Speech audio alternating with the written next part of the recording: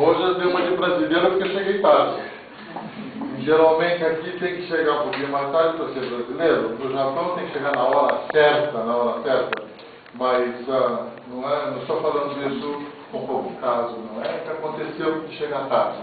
Se fosse no Japão, tinha que estar lá 10, 15 minutos antes, não? Mas já que a professora Marisa prefere que eu me apresente, eu moro fora há 40 anos. Eu saí do Brasil em dezembro de 64 e fiquei 10 anos nos Estados Unidos. Lá fiz meus estudos. Depois de 10 anos nos Estados Unidos, consegui emprego no Japão, nessa faculdade onde eu estou. Mudei para o Japão e estou lá até agora. E o mais interessante é que quando eu fui para o Japão, meu contrato era para 2 meses. E de 2 meses ficou 30 anos. O que aconteceu? Era um curso de primavera, fiquei para o curso de primavera, me convidaram para ficar para o curso do verão, e fiquei para o curso do verão. E assim foi passando, e queria que eu ficasse para o ano seguinte.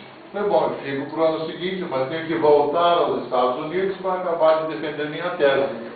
Nenhum problema, me pagaram a passagem de volta para os Estados Unidos, voltei, defendi a tese, voltei para o Japão, e estou lá até agora. Resumindo mais ou menos, minha vida é essa.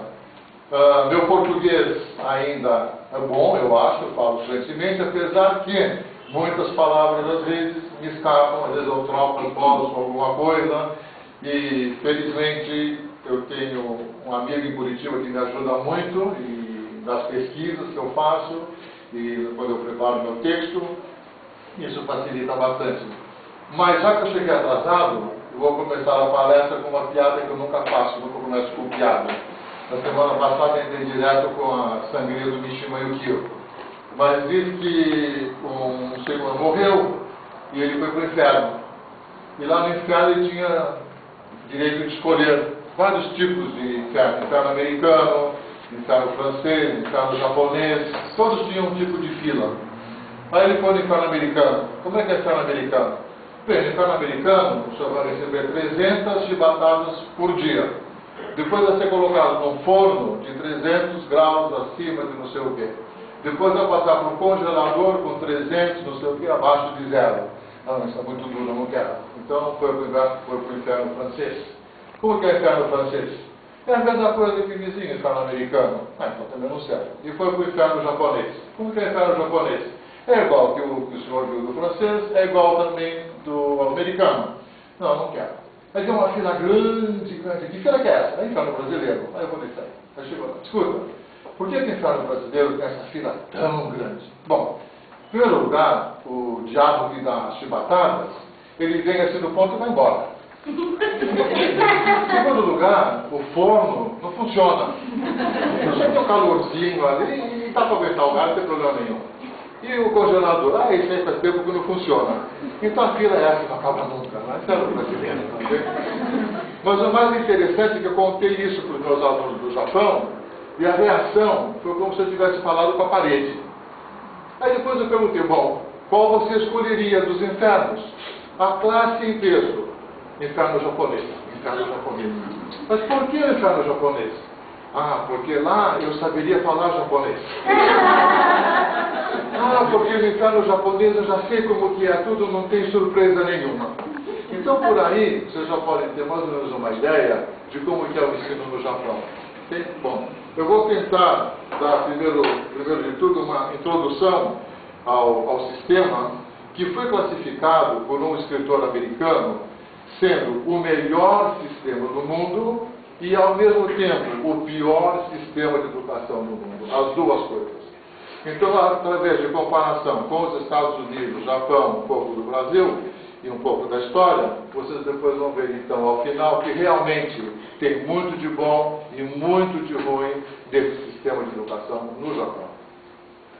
A ocidentalização do Japão começou no período Meiji, que foi de 1868 até 1912. Aí foi quando o imperador Meiji abriu as portas do Japão para o mundo ocidental. Até então o Japão era completamente fechado.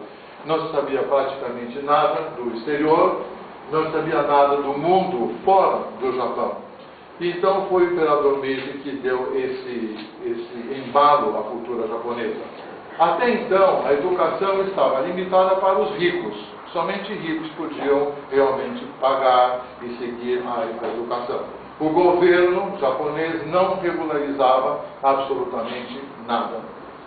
Esse novo método que o período Meiji introduziu era baseado no sistema francês, o sistema alemão e o sistema americano. Uma combinação desses três, o alemão, o francês e o americano. As escolas, nessa época, em 1872, foram estabelecidas, começando com escola primária, secundária e depois as universidades também, que até então não era organizado. E foi nessa época, 1872, que o governo japonês introduziu 4 anos de estudo obrigatório, compulsório. Então, toda criança japonesa tinha que ir para a escola pelo menos 4 anos. Nesse período, 25% até 50% dos jovens japoneses frequentavam, então, os cursos. Essa cifra aumentou barbaramente em 1905, quando 98% dos japoneses tinham pelo menos 4 anos de educação. Então, 98% em 1905 já era para indicar que o Japão seria um país sem analfabetos. O sistema ficou centralizado com o país, com o Estado. E as ideias, a filosofia, todas de origem da China, principalmente de Confúcio. Confúcio, não sei como fala direito em português. Confúcio, deve ser. Confúcio, né? De Confúcio. E era ênfase em 4 pontos importantes nessa educação. ênfase, lealdade ao Estado, ao país. Número 2, obediência total. Número 3, cuidar dos pais. E número 4, ênfase na amizade. Então, ênfase na amizade, ênfase na obediência, cuidar dos pais e lealdade ao país. Agora, o número 4, por exemplo, ênfase à amizade, para quem já leu algo sobre amizade, filosofia grega, ou mesmo até o Pequeno Príncipe, pode ver a importância do tema. Até hoje no Japão isso é muito bonito e muito importante, porque mesmo dizendo que os japoneses são frios, que os japoneses demoram para fazer uma amizade, o que é verdade, mas quando se faz um amigo no Japão, é amigo para valer. Você pode contar com ele, a não ser que você apronte alguma coisa, mas fora disso, ele é amigo mesmo. Isso eu posso dizer pela minha vida no Japão, e realmente funciona. Um amigo japonês é realmente amigo. Em 1890, o retrato do imperador era obrigatório em todas as salas de aula do país. O retrato do imperador era obrigatório. E em 1907, esses 4 anos compulsórios foram aumentados para 6 anos. De 4 para 6 anos de estudo compulsório. Todas as crianças iam à escola. E assim foi até a Segunda Guerra Mundial.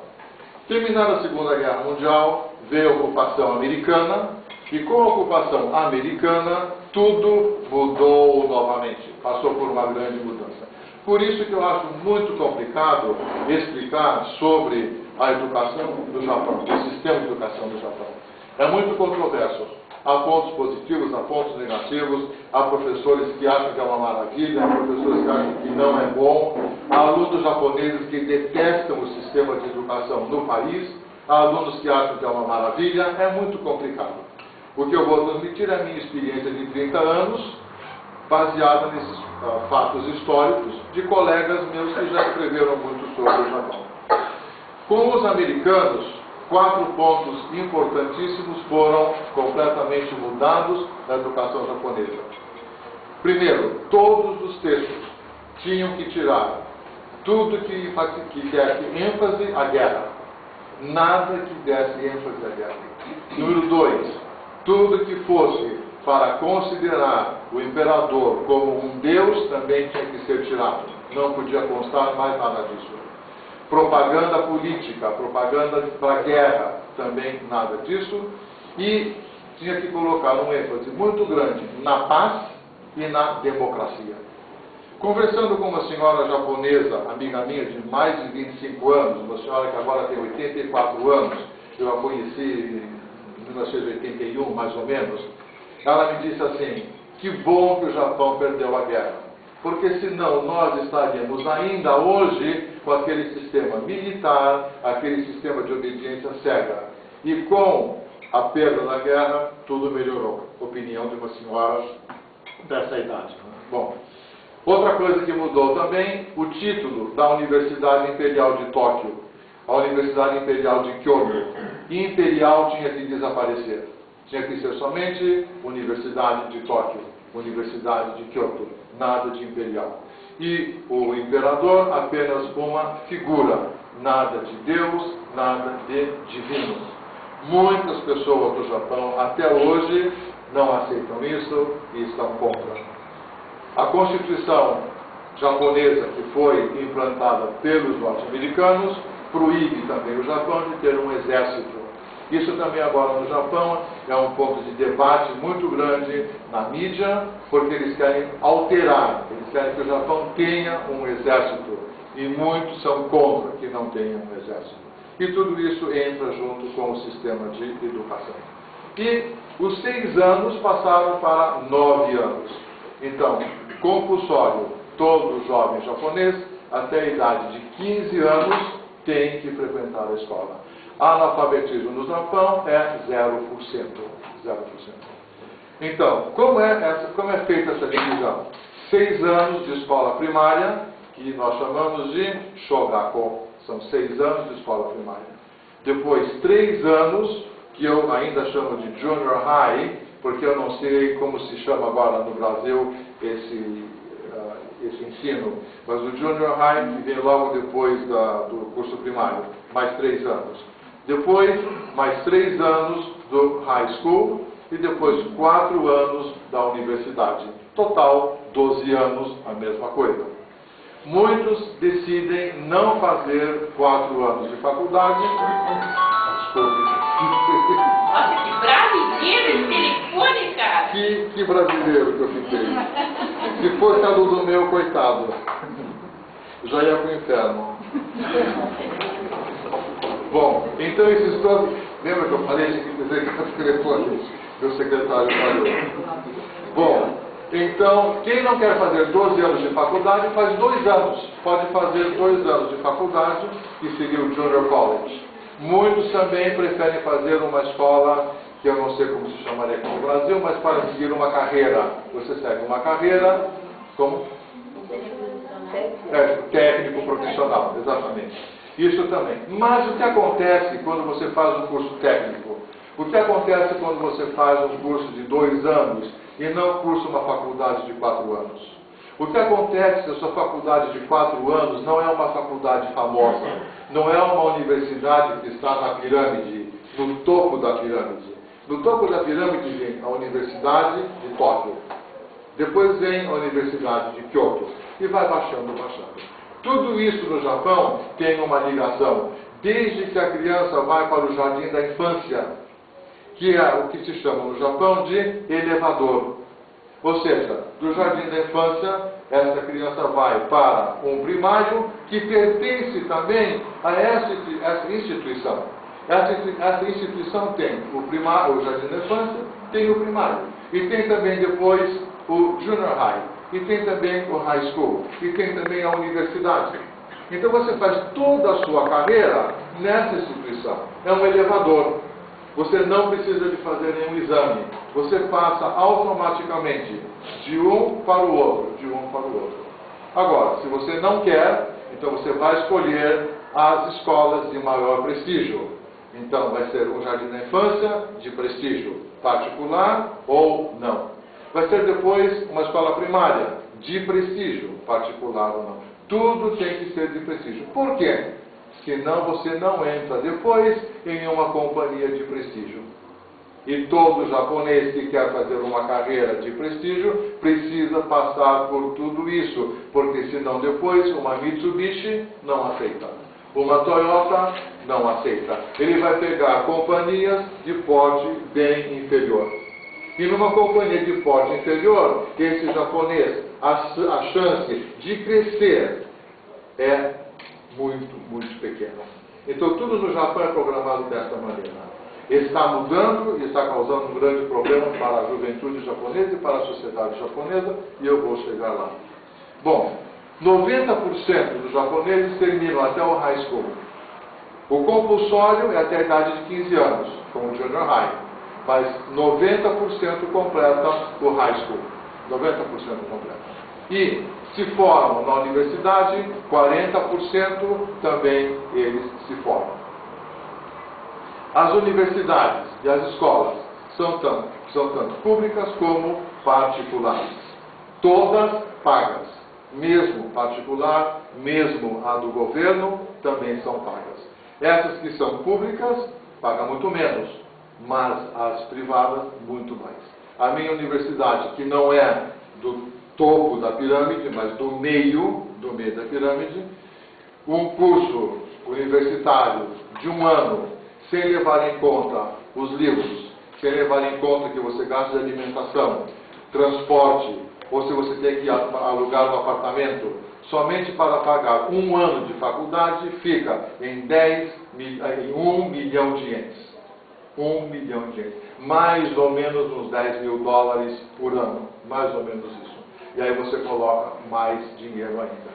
Então, 1 milhão de ienes é o que custa a Kyoto Gaikukugo Daigaku, que é a Universidade de Estudos Estrangeiros de Kyoto. No Japão nós temos acho que 5 ou 6 universidades que somente se ocupam de filosofia e letras. Não há outros departamentos. Línguas em geral, a cultura relacionada com o idioma, política do país, mas não há, digamos, engenharia, não há medicina, não há nada. A Universidade de Estudos Estrangeiros de Kyoto, a de Tóquio, a de Osaka, a de Kobe, parece que há uma em Nagoya agora também. Acho que são 5 ou 6 mais ou menos. A de Sofia também está. A de Sofia também é uma delas. A de Sofia também é uma delas. Especializada em línguas. O que os japoneses, os alunos japoneses não gostam, detestam, são os exames. O que eles chamam de examination hell, inferno de exames. Porque tudo é exame. E parece que agora, pelo que eu ouvi dizer, que até para uma criancinha entrar no jardim da infância, tem um exame para entrar no jardim da infância. Não sei que exame vão dar para uma criancinha que vai para o jardim da infância, mas tem exame. E para passar do jardim da infância para o primário, tem outro exame. E para passar do primário para o junior high school, mais exames. Então, são exames em cima de exames. Então, além dessas escolas públicas, das particulares, das universidades, existe outro tipo de escola ainda, que é uma escola que se chama Juku. O Juku, em inglês, seria cram school. Cram, ou seja, encher bastante. Uma escola que vai fazer você memorizar tudo, mastigar tudo. Então a criança japonesa tem uma vida que não é nada invejável. Vai para a escola logo de manhã, às 8h30, sai às 3h50 da tarde. Durante 3 ou 4 vezes por semana, sai da escola às 4 horas, ainda participa de uma atividade de clube, que pode ser beisebol, pode ser tocar violão, pode ser basquetebol, alguma coisa assim, e depois ainda vai para essa escolinha de noite por mais 3 horas para socar na cabeça aquilo que ele não conseguiu aprender na escola durante o dia. Eu lecionei numa escola dessa por um pouco tempo, lecionei inglês numa escola dessa por muito pouco tempo, e eu simplesmente achei uma coisa horrível, aquelas criancinhas que estão cansadas, que estão cansadas, quando chegam em casa, ainda tem lição de casa.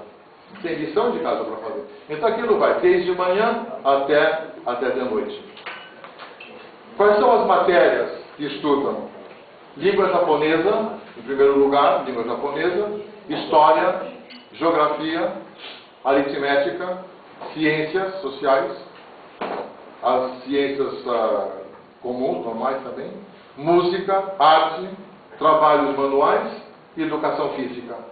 Essas são as matérias. Então, japonês, história, geografia, aritmética, ciências, estudos sociais, música, arte, trabalhos manuais e educação física.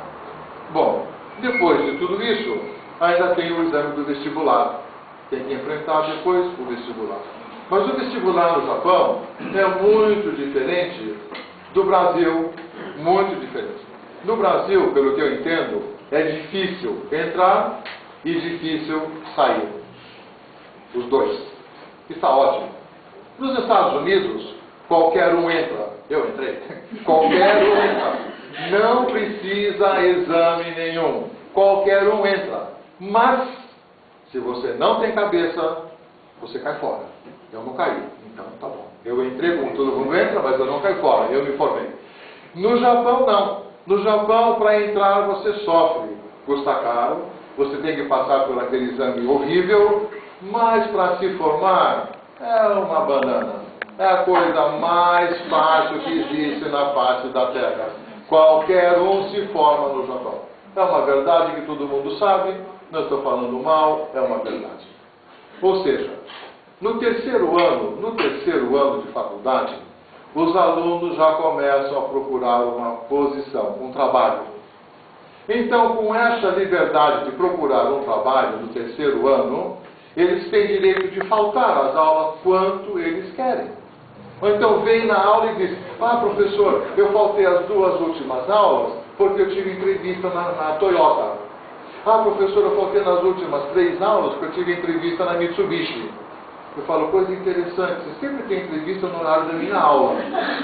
Por que será? Porque sempre é legal que você tenha entrevista. Bom, antigamente, há uns 10, 15 anos atrás, isso começava no 4º ano. Como a situação financeira japonesa começou a cair, eles já começam a procurar, já começam a fazer entrevistas no terceiro ano. E depois de bater na porta de 40 ou 50 companhias, empresas, ele vai conseguir uma colocação que geralmente não tem nada a ver com aquilo que ele estudou.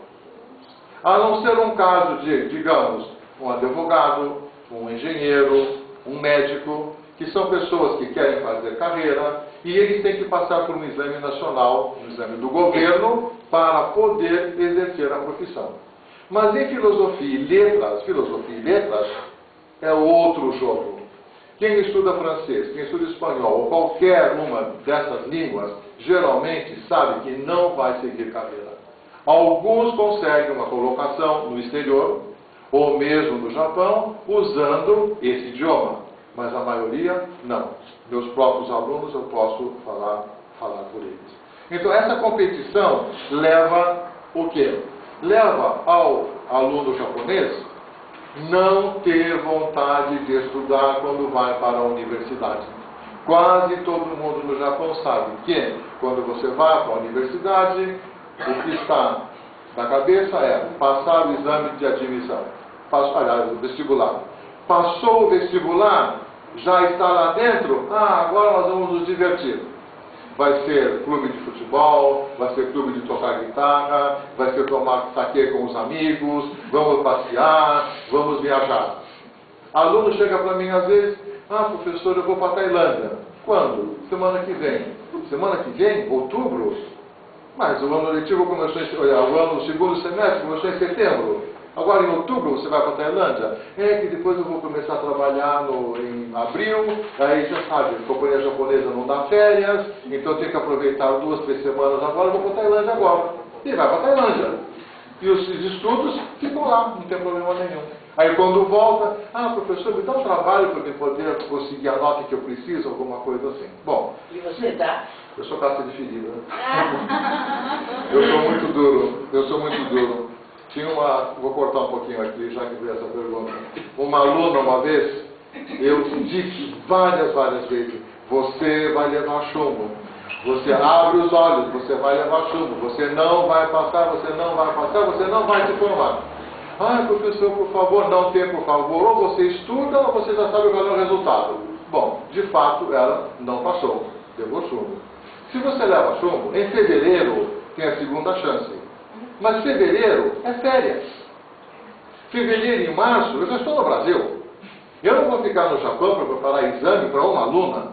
De jeito nenhum, nem que fosse para 2, eu não ia ficar no Japão, eu prefiro vir para o Brasil. Eu falei, minha filha, no dia 1º de fevereiro eu já estou no avião, eu não vou ficar aqui para fazer um exame para você. O que aconteceu? Uns dias depois, eu vejo passar um vulto pelo vitor do meu apartamento, toca a campainha, era essa mocinha. Eu nem abri a porta, abri só a janela. Abri a porta da janela, falei, o que foi? Não, eu trouxe aqui um trabalho que eu fiz para o professor para ele poder passar. Eu falei, que trabalho? Eu não pedi nada. Eu não pedi trabalho, eu não pedi para você escrever nada. Ah, professor, mas eu escrevi 6 páginas. Nem que você tivesse escrito 60. Quantas vezes eu falei para você estudar? Quantas vezes eu te aconselhei? E o que você fez? Você não fez nada. Minha filha, tchau, muito obrigado. Fechei a janela e não quis saber mais de vir para o Brasil. Que bravo. Agora, que bravo. Aluno japonês é que nem criança. Você dá o dedo, ele pega a mão. Você dá a mão, ele pega o braço. E se você não abre os olhos, ele pega você inteirinho. Você faz um favor para um aluno, depois vem o outro. Então você não pode ser bonzinho para um. Porque se você é bonzinho para um, vai ter que ser bonzinho para todos. Para todos depois. Então, na minha universidade, eu sou conhecido como professor duro. Eu queria falar duro. Então, o que acontece nos cursos que o aluno pode eleger o professor? Então, digamos, tem lá 4 professores com as mesmas matérias em abril, quando começa o ano letivo. Então, está lá, professor tal e tal, tal e tal, tal e tal, e tal canais. Todos a mesma matéria. Então, na primeira semana, como nos Estados Unidos, o aluno pode vir na minha aula, fica 20 minutos, vê mais ou menos como que é a aula.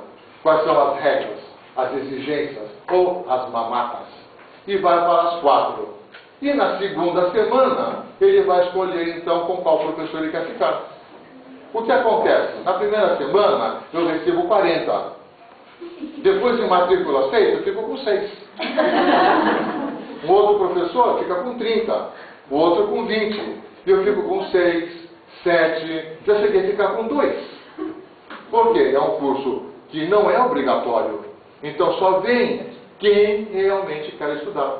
Então no curso optativo, tem professor que tem 40, 30, depende. Mas esses cursos tem um pouco.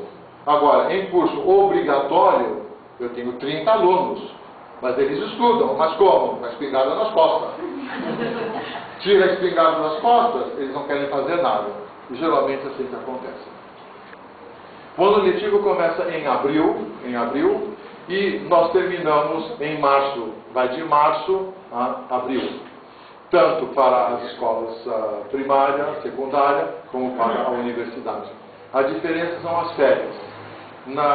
No curso superior, na universidade, nós temos férias de primavera, que é o mês de fevereiro e março. Os 2 meses completos, fevereiro e março. E nas escolas primária e secundária, é somente um mês mais ou menos por aí. Quando chega no verão japonês, nós temos agosto inteirinho de férias, às vezes começando no fim de julho, o mês de agosto inteirinho, e o semestre começa no dia 20 de setembro. 20 de setembro. E vai do 20 de setembro até mais ou menos o dia 10, 15 de dezembro. Aí nós terminamos para Natal e Ano Novo, fecha por mais 2 semanas, abre novamente por mais 2 semanas e acaba o ano letivo. A lógica aí é uma lógica que não tem lógica, mas é assim que funciona. É assim que funciona.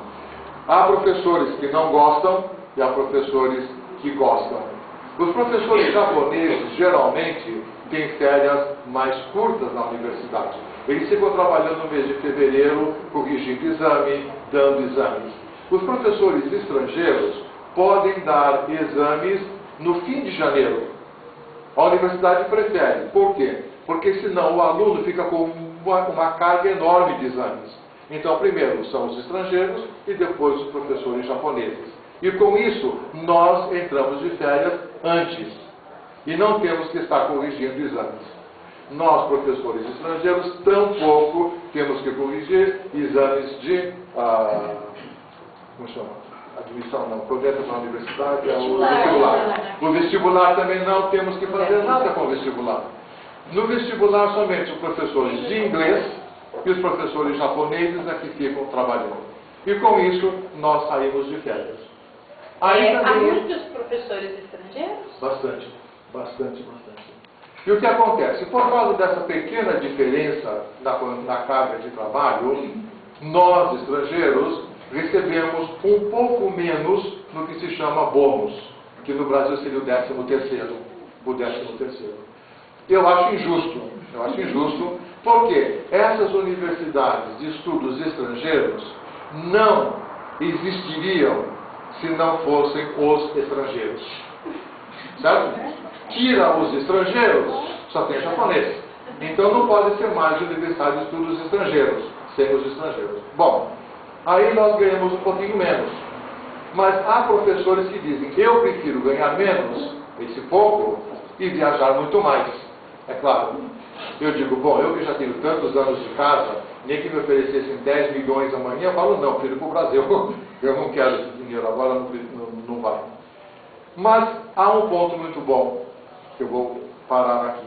Nós temos uma verba excelente, que professores da USP, quando vão para lá, ficam babando, ficam de boca aberta, cai o queixo.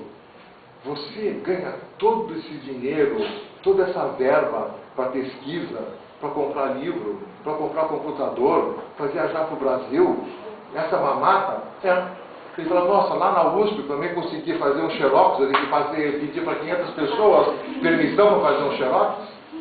Um professor da USP lá quis uma verba, ele era fotógrafo. Quis uma verba para visitar Hiroshima, Nagasaki, tirar fotografias e, voltando ao Brasil, publicar um livro com imagens do Japão. Essa verba serve para isso também. Ele falou para mim, Canales, eu fui lá, falei o que queria, me deram um papel, assinei o papel, fui para 2, 3 japoneses, assinaram o papel, no dia seguinte me deram todo o dinheiro de mão beijada. Não pediram recibo, não pediram nada. Eu falei, pois é assim, eles confiam que você vai usar isso mesmo para fazer esse trabalho. Quando eu viajo para o Brasil, a única coisa que eu tenho que mostrar é quanto que eu paguei pela passagem. Mas tudo que sobra da passagem, eles não me perguntam se eu gastei em cerveja, em guaraná, ou em ônibus, ou nada. Eu uso como eu quero. Então, nesse ponto, a universidade japonesa é muito boa. Por quê?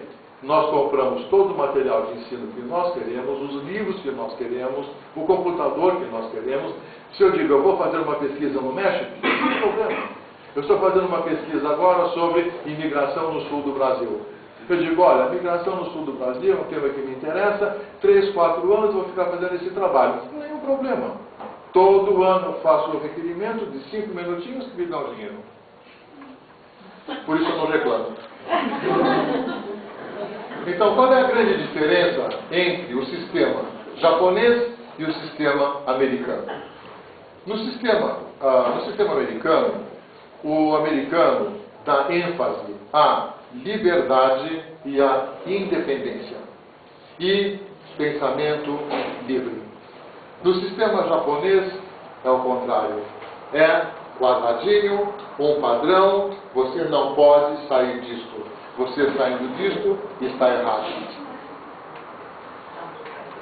Isso significa que pensar livremente, pensar como você quer, fazer o que você pensa, é ir contra a corrente. E ir contra a corrente no Japão é considerado pecado. Você não pode ir contra essa corrente. Então existe, eu mencionei na sexta-feira passada sobre Mishima, que existe um provérbio no Japão que é, se você tem uma tábua, e aqui você tem pregos, aqui, mas tem só um prego que está para cima, aparecendo. Esse prego tem que ser achatado, e a tábua fica lisinha igual. Todos têm que ser igual. Bom, como eu não queria somente transmitir o que eu penso, o que eu acho, eu escrevi alguns e-mails para professores, colegas meus, alguns alunos também, pedindo a opinião deles sobre o ensino no Japão. E eu, sabe o que fiz? Trouxe 2 japonesinhas da Universidade de Sofia. Ótimo. Que estão aqui conosco. Ok, então, esse aluno meu tem 32 anos, morou no Brasil 2 anos, tem conhecimento do Brasil, e depois de adulto resolveu fazer faculdade lá no Japão. Então ele diz que a homogeneidade japonesa é o que ele acha que estraga o processo de pensamento no Japão. Ele falou, quando eu era criança e eu ia na escola, o professor dizia, tem esse caminho para você aprender isso. Você não pode sair desse caminho, porque se você sai desse caminho, não dá certo. Aquele provérbio de que todas as estradas levam a Roma, alguma coisa assim, não existe. Você tem que fazer daquele jeito, porque saiu daquele jeito, não pode ser. Então, esse aluno não concorda. Ele disse, também nos davam tudo mastigado. Tudo mastigado. Nada para usar a imaginação. Isso me assustava quando eu cheguei no Japão. Por quê? Se na aula eu sair um pouco do texto e falasse de um filme ou de um livro, você viu aquele filme? Ah, vi. O que você achou? Interessante. Por quê? Hã? Essa é a pergunta que você mata o aluno. Viu o filme? Vi. O que você achou? Ah, interessante. Em japonês, omoshiroi. Omoshiroi. Ah, por quê? Hã? Não sai mais daquilo. Aí você não consegue ir para frente. Nem com saca-rolha, você não vai para frente. Pode dar ideias e mais ideias e mais ideias. E tem alguns alunos que não conseguem, às vezes, nem pensar. Outro dia, por exemplo, dizia assim, qual é o programa que você gosta mais da televisão? A televisão tem filmes, tem documentários, tem esportes, tal. Qual é o seu preferido? Eu falei, bom, pode ser que é bem fácil. Não tem certo, não tem errado. Você escolhe o seu e pronto. Então a mocinha lá levanta a mão e me diz, eu não gosto de documentários. Nem perguntei por quê. Não gosto de documentários. Ok. Aí passou mais um pouquinho, perguntei para outra, qual é que gosta mais? Essa mesma mocinha levanta a mão outra vez. Qual é o problema agora? O que eu gosto mais é documentário.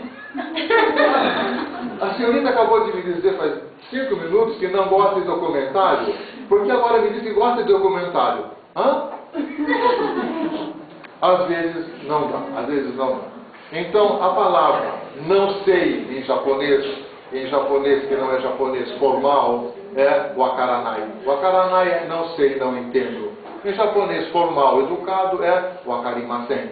Na sala de aula, muitas vezes, eles usam informal e diz wakaranai.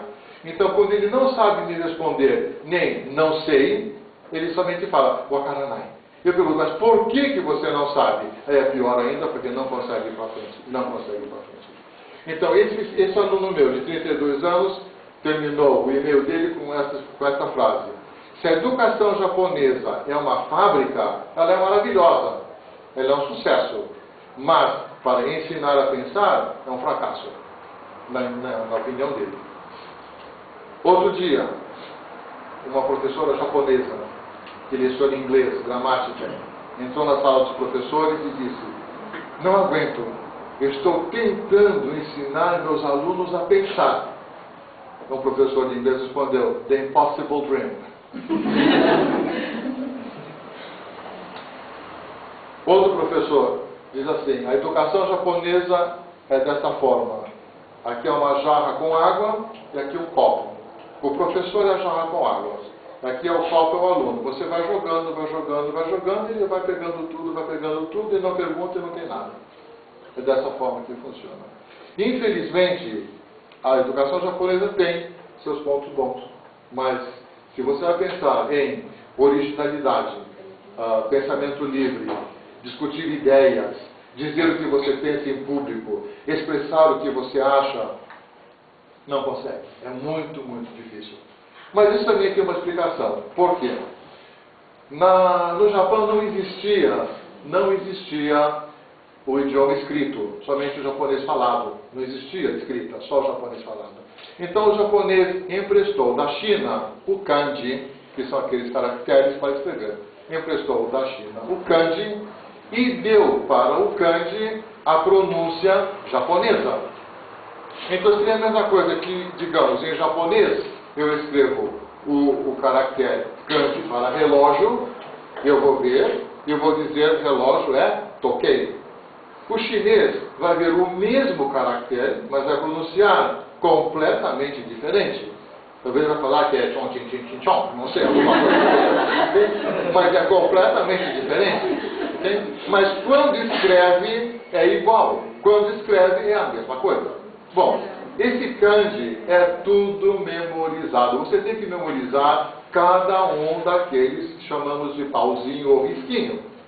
E vai de um risquinho, que é o mais fácil, até o mais complicado, que dentro daquele quadradinho você pode ter até 14, 15 ou mais risquinhos. Certo, professora? Certo? Isso é dificílimo. É tudo memorização. E outra coisa, quando você coloca um caractere com outro junto, a pronúncia muda completamente. E o significado muda mais ainda. Então você pega, por exemplo, um caractere que significa mulher, ona, mulher, que é um desenho que parece um seio. Ok? Parece um seio e significa mulher. Aí você lê ona. Aí você pega um outro kanji, outro caractere, que é um menino. Um menino, ko. E aí tem o desenho do menino. Agora, você coloca os dois juntos, se você não sabe, você vai dizer, isso aqui eu vou ler então ona e ko. Não, não é isso. Aí você vai ler suki, que significa gostar, certo? Completamente diferente. Então, você tem que memorizar tudo isso. Quando eu cheguei no Japão, eu já não era mais criancinha que vai memorizar muito fácil. Eu tinha outros interesses também, um deles é cinema.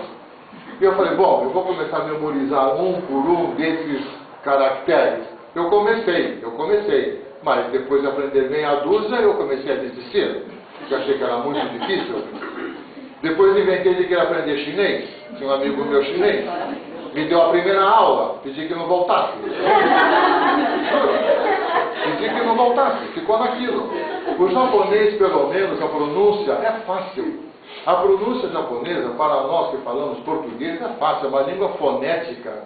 Então, no Japão, eles dizem, falam para mim, você fala japonês muito bem, a sua pronúncia é maravilhosa. Está sabendo que é igual no Brasil? Isso aqui é uma mesa, aquela é uma cadeira, é quase tudo igual. O A é A sempre, o E é E sempre, o B com A é BA sempre, não vai mudar como no inglês. Então, é fácil para nós a pronúncia. Bom, além do kanji, para facilitar a vida da criancinha japonesa e do japonês, o japonês precisou inventar um alfabeto que se chama katakana. O katakana é para nomes estrangeiros. Então, digamos, você vai escrever o meu nome Luiz, não existe um kanji para Luiz, porque não é um nome japonês, é um nome chinês. Então, inventaram esse alfabeto para escrever nomes estrangeiros, palavras estrangeiras. Depois inventaram outro, que é o hiragana. E o hiragana é para palavras japonesas que não correspondem ao kanji da China. Certo, professor? Okay? Se errar alguma coisa, pode corrigir. Okay? E além disso, tem também o alfabeto romano, que eles chamam de romaji, letra romana. Então você mistura esses 5 para ler um jornal, para ler um livro, ou para ler até um cartaz dentro de um ônibus. Então você vai ler um cartaz dentro do ônibus, ele está escrito com 4 ou 5 caracteres kanji, logo ele é seguido por 2 ou 3 katakana, 2 hiraganas, depois você vê número romano para o telefone, e ainda alguma palavra escrita em inglês, goodbye ou alguma coisa assim. Algumas pessoas de idade não conseguem porque é uma mistura muito grande. Agora, qual é o problema do katakana? Eu detesto o katakana. Porque o katakana destrói completamente a pronúncia de uma palavra estrangeira. Destrói.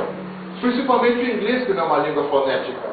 Então, quando você escuta um japonês falando inglês, depois que você mora no Japão há muito tempo, você consegue mais ou menos entender. Mas se conversa com um japonês logo a primeira vez, é muito difícil. Então eu quero fazer um teste. Eu vou dizer algumas palavras em inglês, com pronúncia japonesa. Vamos ver quem adivinha o que é. Primeira palavra, erebeta. Bom, porque já estudaram japonês. Quem não estudou japonês pode participar. Quem não estudou japonês. Quem já estudou japonês ou é japonês não pode. Porque senão não dá. Ok? Então, elevator vai ficar erebetan, que para mim não tem nada de uma coisa com a outra. Bom, quem sabe japonês não pode falar nada. Bom, bedo. O que é bedo? Hã? Mas você sabe japonês. Você é Nisei. Então não pode. Então não pode. Vocês estão me enganando, não pode. A próxima. Roto. Hot dog. Roto, hã? Eu já pensei que era hot dog. O que é roto? Em inglês, roto. Hot. Hã? Quente. Hã? Quente, ok? Roto, quente. Ah, roto quente. Roto, Era hot quente. dog. Não? E, por exemplo, no café. Café. Eles chamam o café de kohi. Porque o japonês não tem a letra F.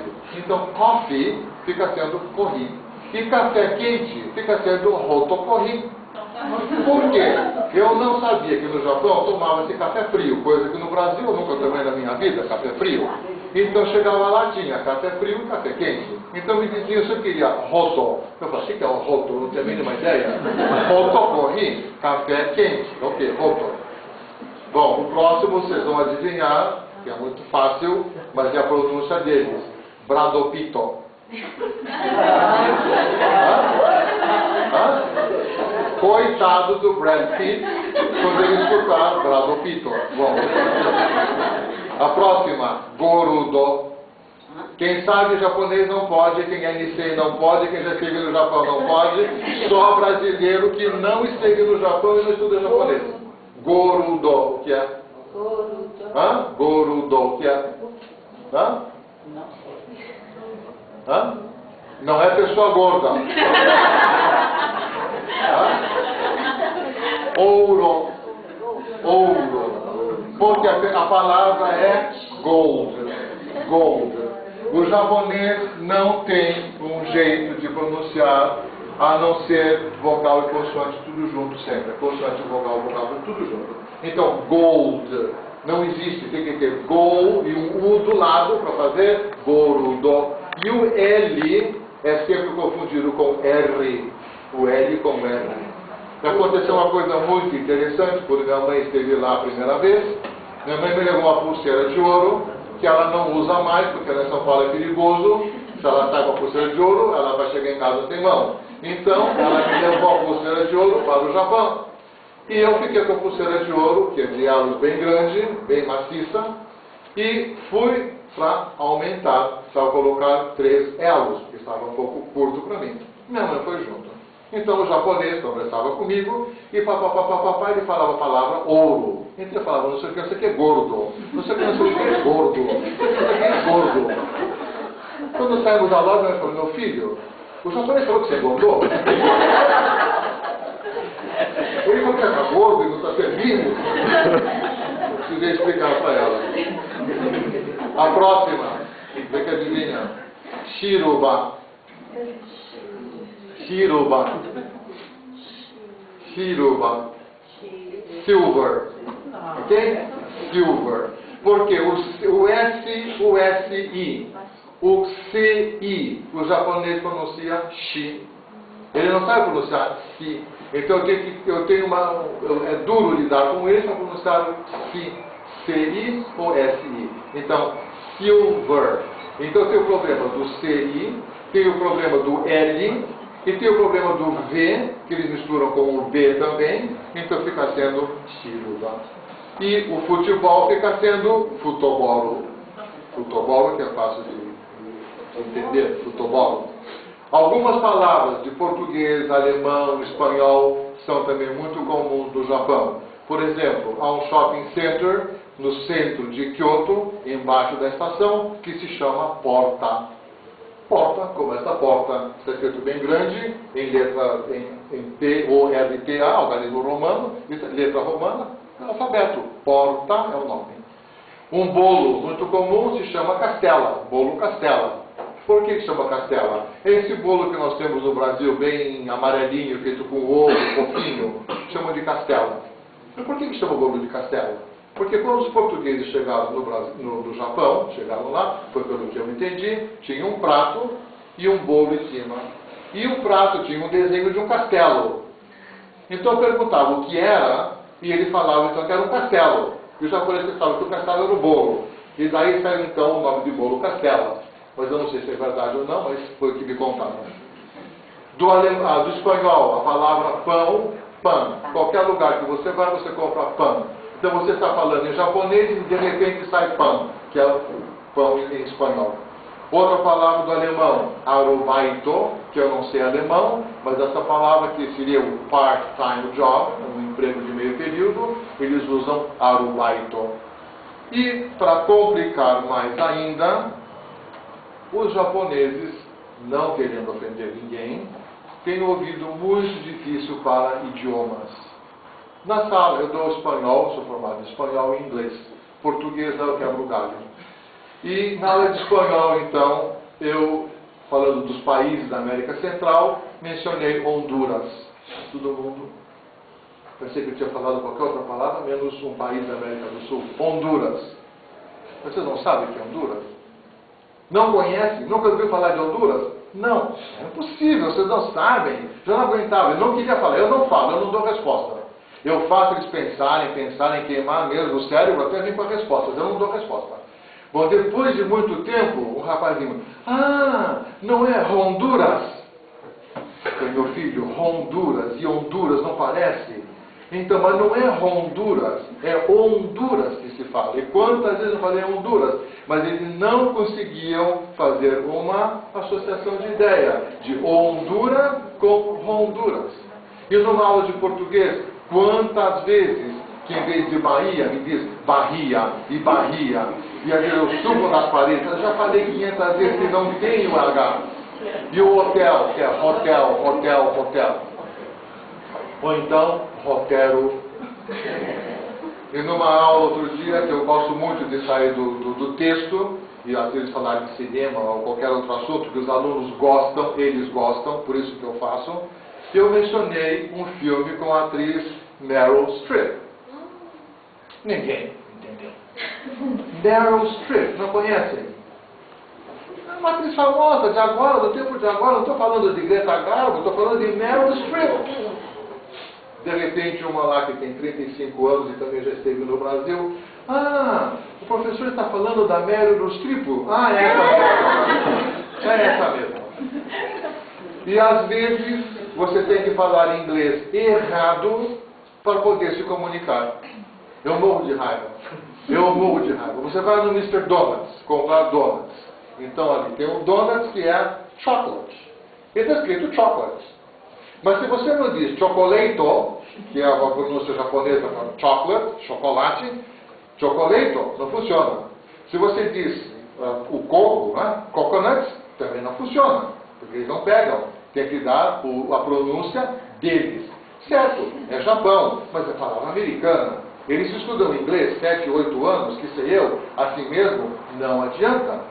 Então um americano chegou em Tóquio, foi comprar donuts, isso não é piada, é verdade. Então ele chegou e falou em inglês, coconuts. A moça pegou a bandeja e colocou 9. Por quê?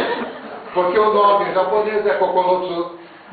Kokonotsu é 9. E ele falou coconuts. Ela no ouvido, coconutsu, ok, olha 9. Colocou o 9 para ele. Bom, eu no telefone outro dia também morri de raiva. A palavra do inglês message, eles pronunciam message. Eu não consigo falar message. Eu aprendi inglês nos Estados Unidos, eu não sou nenhum papa, não sou um Shakespeare que fala inglês maravilhosamente bem, mas eu tenho um controle do idioma, fiz 10 anos nos Estados Unidos, me dói falar message. No telefone eu falei, escuta, falei tudo em japonês, eu falei, pode deixar message, a japonesa, wakaranai, não entendo. Pode deixar para ele message, onegai, por favor. Message, não entendo. Eu falei, message,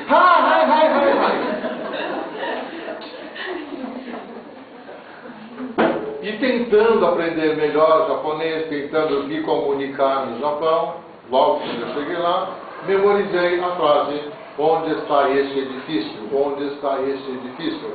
Depois de ficar memorizando, vi um rapaz ali parado na estação, cheguei perto dele, pedi, falei, sumimasen, onde está esse edifício que eu tinha memorizado?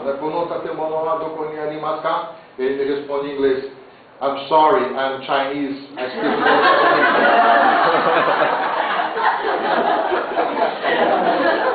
Pior ainda, há poucos anos atrás, o aeroporto de Kansai, em Osaka, foi inaugurado. Há um trem que vai diretamente de Kyoto ao aeroporto de Kansai. Uma maravilha. Mas era a primeira vez que eu tomava esse trem. Eu não tinha certeza. Então, eu vi um rapazinho parado, claro, o cara é japonês. Cheguei perto dele e perguntei: escuta, esse trem que vai lá para o aeroporto de Kansai? Falei em japonês. E ele me responde: eu sou brasileiro, Nisei, não falo japonês.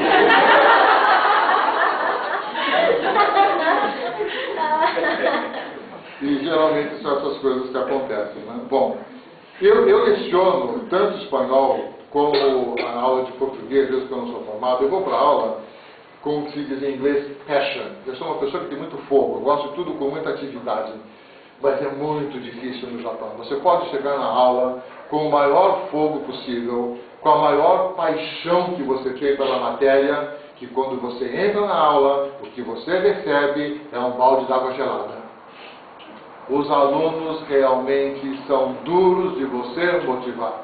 Para conseguir motivar alunos do primeiro ano, que me recebem na sala de aula pela primeira vez, eu tenho que lidar com eles, domá-los por quase 2 meses.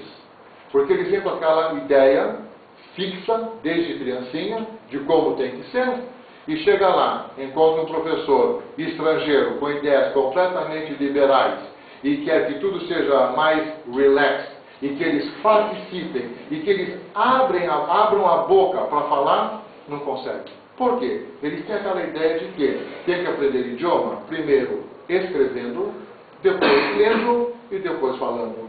Quando é tudo ao contrário. Primeiro é falar, depois escrever e depois é ler. Mas eles pegaram isso da China. Por quê? Porque não tinha idioma escrito. Então começaram a memorizar os kanjis, a memorizar escrevendo. Então eles acham que aprende o idioma escrevendo. Por isso que muito japonês, quando você fala em inglês ou o idioma que seja espanhol, por exemplo, vai falar: não entendo. Ele fala: escreve. Aí você escreve. Ele olha: ah, sei. Ele vai entender. Porque o ouvido não vai pegar. Então, na sala de aula é difícil. E eu faço esse sistema. Eu digo para eles: olha, eu jogo uma bola, é que nem basquete. Eu falo: eu jogo a bola, que é pergunta. Quem sabe, levanta a mão e responde. Não funciona. Primeiro dia de aula, eu faço a pergunta, jogo a bola, posso ficar esperando meia hora. É silêncio absoluto. Ficam lá, compenetrados, fazendo meditação, zen, seja lá o que for, mas não vem resposta. Não vem. Depois de muita bater na tecla, semana atrás semana, aí um levanta a mão, outro, aí pouco a pouco começa a participação. Porque sem participação, sem falar, não vai chegar a lugar nenhum. Alguns jovens gostariam que o sistema de ensino no Japão fosse menos rígido e que chegasse à universidade com vontade de estudar. O sistema no Japão faz com que a pessoa perca a vontade de estudar. Uma mocinha que fez curso nos Estados Unidos, tem muito intercâmbio, a universidade tem intercâmbio no Brasil também, com a USP, com a Fluminense, com a de Brasília. Temos intercâmbio com vários países. E há escolas do curso secundário também com muito intercâmbio. E muitos ficam um ano na Austrália, um ano nos Estados Unidos, um ano na Inglaterra, para aprender mais inglês. Essa mocinha voltou, mocinha de 18, 19 anos, voltou e deu uma entrevista no jornal Japan Times em inglês. Ela disse: pela primeira vez na minha vida, alguém me perguntou: are you happy? Meus pais nunca me perguntaram: are you happy? Meu professor nunca perguntou: are you happy? Meu pai e minha mãe só falam: vem aqui, Oshimasai, estuda. Você já fez a lição de casa? Você já estudou? Já fez a lição de casa? Quero que a tua aula amanhã. Chega na escola, o professor não quer saber se eu tenho dor de barriga, se eu estou feliz, se eu estou contente, se eu estou com dor de dente. É tudo meirei. É obrigação, ordem. Por isso que eles perdem. Então, um escritor disse: o japonês tem somente 8 anos ou 10 de liberdade total. Primeiro, quando é uma criança, antes de ir para o jardim da infância. E depois, quando vai para a universidade.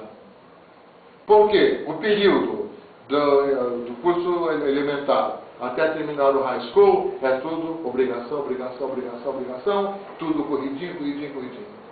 4 anos de universidade, ele faz o que ele quer. Se ele não tem interesse em seguir carreira, ele faz o que ele quer.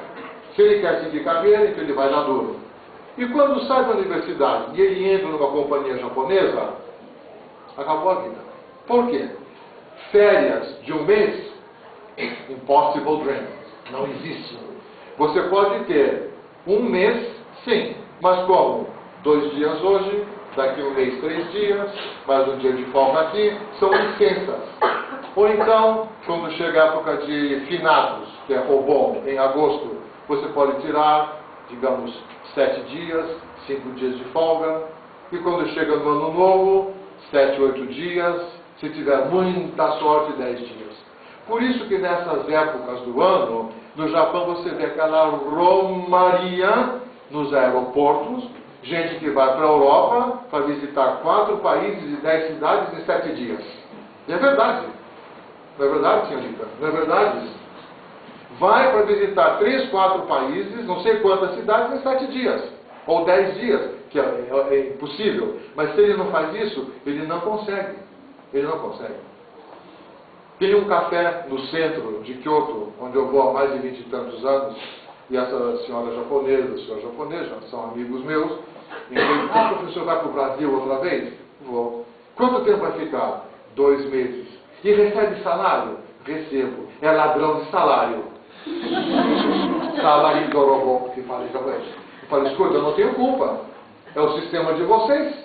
Quem fez esse sistema? Eu não fiz o sistema. No mundo inteiro, o professor, quando está de férias, tem que receber salário. Se eu tenho 2 meses de férias, não fui eu que pedi. É o governo japonês, é o Monbusho, o Ministério de Educação que fez. Eu não tenho culpa. Então não me chama de ladrão de salário. Se a senhora não pode ir, o problema da senhora. Eu não tenho culpa. A situação presente das universidades do Japão é melindrosa, muito perigosa, pelo seguinte: juventude japonesa está diminuindo cada vez mais. Menos e menos jovens, e menos jovens vão para as universidades. Algumas universidades de porte menor já foram à falência, já fecharam. Universidades de 2 anos, que seria o Junior College, algumas já fecharam. Colegas meus, professores de inglês, como já não existe aquela demanda, porque há muito americano, muito canadense no Japão, australiano, muitos já também cortaram a cabeça, perderam o emprego, porque a universidade, o Junior College, fechou também. Então está diminuindo. Então agora ficou sendo o quê?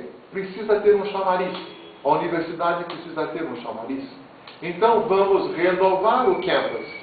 Então estão renovando, fazendo o campus mais bonito, mais atrativo, bem moderno, bem moderno mesmo. Inclusive a minha universidade está chiquérrima, moderna, com prédios novos e tudo mais. 4, 5 prédios novos. O último faz 1 ano e pouco, o departamento de italiano completo, um prédio inteirinho. Computadores por tudo quanto é lado, ninguém fica sem um computador. Entra na biblioteca, tem 10, 15 computadores por tudo quanto é lugar. Entra na sala dos professores, tem 10 computadores para quem quiser. Tem salas computarizadas, tem vídeo, tem de tudo. E com isso tem o que chamamos de Open Campus. O campus aberto para quem quiser visitar. 3, 4 vezes ao ano, alunos de qualquer colégio, de qualquer parte do Japão, vem e visita. Entra, vai ver as salas de aula e nós damos demonstração também dos cursos. Então vem um na minha aula, fica 10, 15 minutos, vai embora, vem mais 4 ou 5, vê aula de espanhol, vê aula de português, outro vai ver aula de francês. E assim então eles vão atraindo alunos. O que foi feito também é que antigamente no Japão era assim: terminou o high school, 18, 19 anos, universidade. 22 anos, se forma e vai para a companhia. Ninguém se formava com 24, 25 anos, de jeito nenhum. É 22 anos, formado. Então é muito interessante, se você pergunta para alguém, quantos anos tem seu filho? Nós no Brasil diríamos, tem 15, tem 18? Quando não tem seu filho? Ele está na terceira série. Quando não tem seu filho? Ele está no segundo da universidade. Por quê? Todo mundo na mesma faixa. No Japão, se você pega 8h30 da manhã, você sabe o que uma criancinha está fazendo lá perto da Rússia, em Hokkaido, e aquela outra criancinha lá no sul do Japão, em Okinawa, está fazendo a mesma coisa, às 8h30 da manhã, de tão homogêneo que é. Isso também agora tem que estar terminando. Então, nós recebemos universitários que têm 30 anos, 35, 40. Eu já tive aluno de português com 65 anos, já tive aluno de espanhol com 70 anos, está aberto para quem quiser.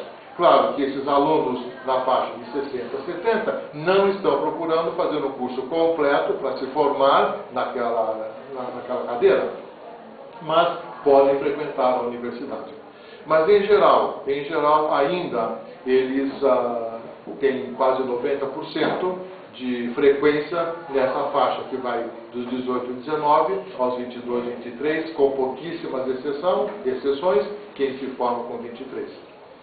O que está acontecendo, além de estragar a juventude japonesa com essa homogeneidade, é o computador e o celular. O celular japonês só falta fazer café. Ele faz de tudo. Você pega o celular, se você vai escrever uma palavra e você não sabe o kanji, nenhum problema. Você aperta ali uma teclinha, só pronúncia, e na telinha já sai aquele kanji pronto. Você não sabe escrever o kanji. Professores japoneses falam para mim, professor, é uma calamidade, eu tenho alunos que não sabem mais escrever japonês. Você senta no computador, está ali no teclado, você vai querer escrever a palavra em japonês, você não sabe o kanji, digamos, você quer escrever toquei, relógio, você não sabe. Então você escreve lá, toquei, na tela aparece o kanji do toquei. E você não sabe se começa a escrever de cima para baixo, de esquerda para direita, você não sabe mais nada. Porque o computador e o celular estão fazendo isso. No ponto do ônibus, o que você vê? É a gente assim, o tempo inteiro. Dentro do trem, o que você vê? O tempo inteiro. Ou é joguinho, ou é mandando e-mail, ou seja lá o que for. Mas um bom livro na mão, você não vê. Aluno universitário no campus, na cafeteria, lendo um bom livro, você também não vê. É muito, muito difícil.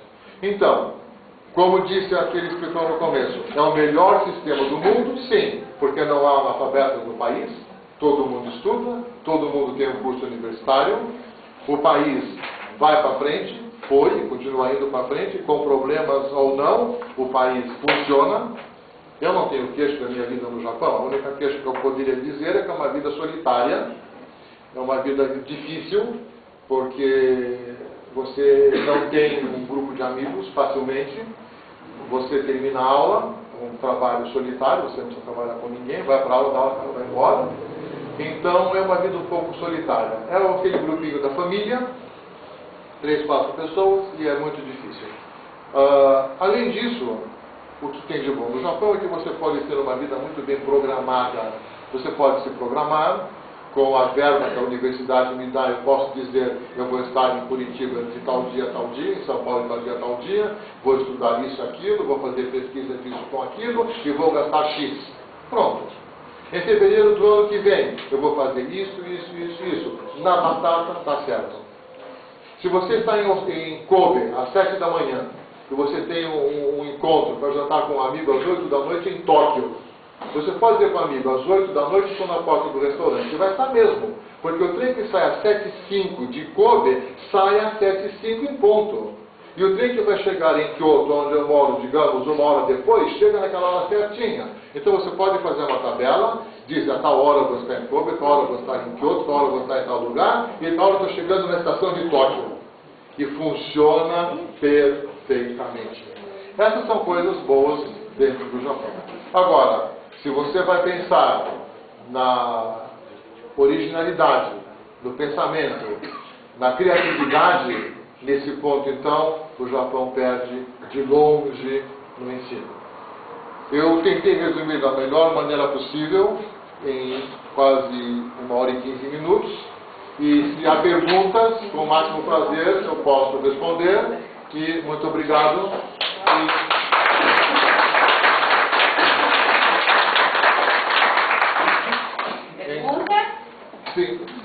Agora, o professor falou de que na utilização do katakana, então o japonês não gosta que perguntem nome original, o americano. Né? Elevator, por exemplo, tem que ser elevator. Por que como diz, essa razão de...